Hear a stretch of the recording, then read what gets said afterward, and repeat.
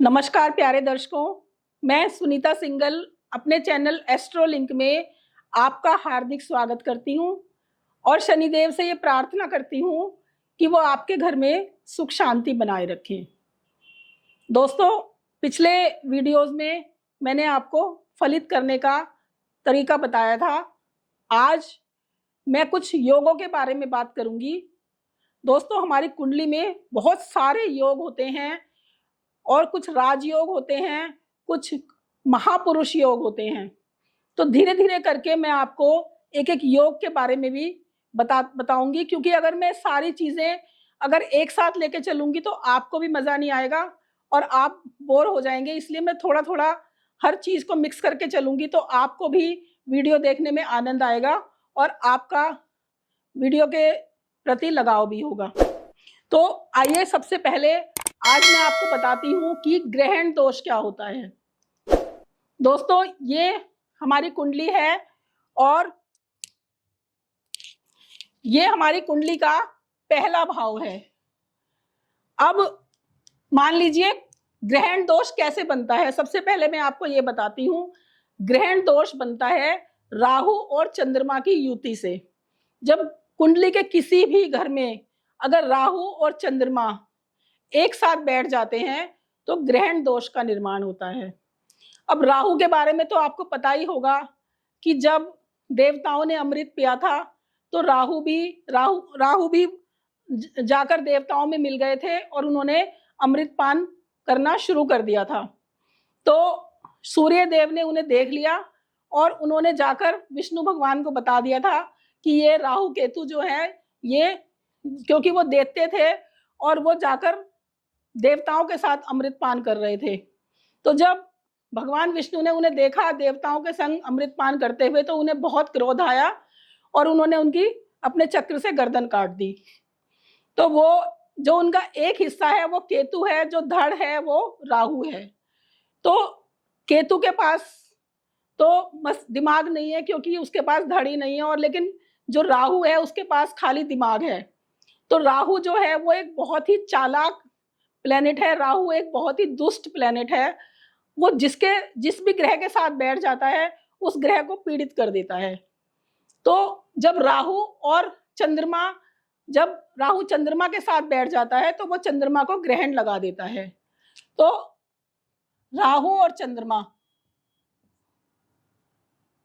चाहे ये कुंडली के किसी भी भाव में इसमें किसी भी भाव में बैठ जाते हैं और इनके बीच में बहुत ज्यादा डिग्री का फासला नहीं होता तो चंद्र ग्रहण लगता है।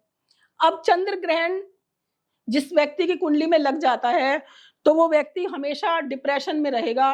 उस व्यक्ति का दिमाग कभी भी स्थिर नहीं रहता। वो व्यक्ति मतलब कुछ भी काम जीवन में स्टेबिलिटी उसके जीवन से बिल्कुल खत्म हो जाती है और यहाँ तक देखा गया है कि ऐसा व्यक्ति जो है डिप्रेशन में आ जाता है। तो इसका उपाय क्या है? अगर आप कुंडली देखेंगे और अगर आप किसी को बताएंगे कि आपकी कुंडली में तो ग्रहण दोष है, तो लेकिन वो आपसे पूछेगा कि इसका उपाय क्या है, तो आप उसका क्या उपाय बताएंगे?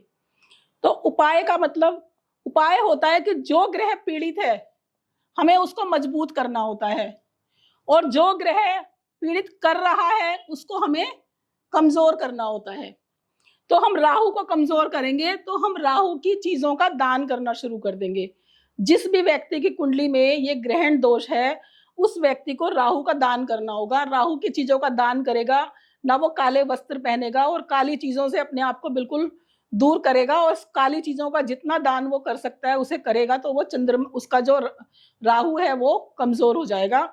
और हमें चंद्रमा को मजबूत करने के लिए हमें सफेद चीजों को अपनाना होगा, क्योंकि चंद्रमा जो है वो मन का कारक है। चंद्रमा मन सो जात, यानी चंद्रमा मन का कारक है।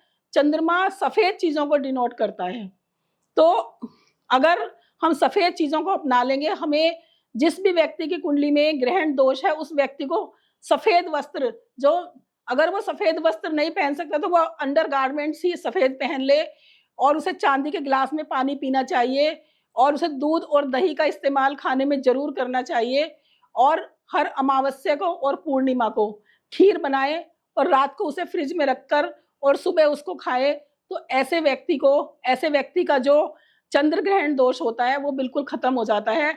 और आप अपने जो आपके हाथ की छोटी उंगली है, आप उसमें मोती भी धारण कर सकते हैं। मोती भी एक बहुत ही अच्छा रतन है, उसको वो पीस ऑफ माइंड के लिए होता है, तो आप मोती भी धारण कर सकते हैं। तो इस तरह से आप राहु और चंद्रमा का उपाय कर सकते हैं। तो दोस्तों, जब भी किसी भी कुंडली में कोई भी ग्रह पीड़ित होता है तो हमें उसका इलाज करना होता है, और जो ग्रह पीड़ित करता है उसको हमें कमजोर करना होता है।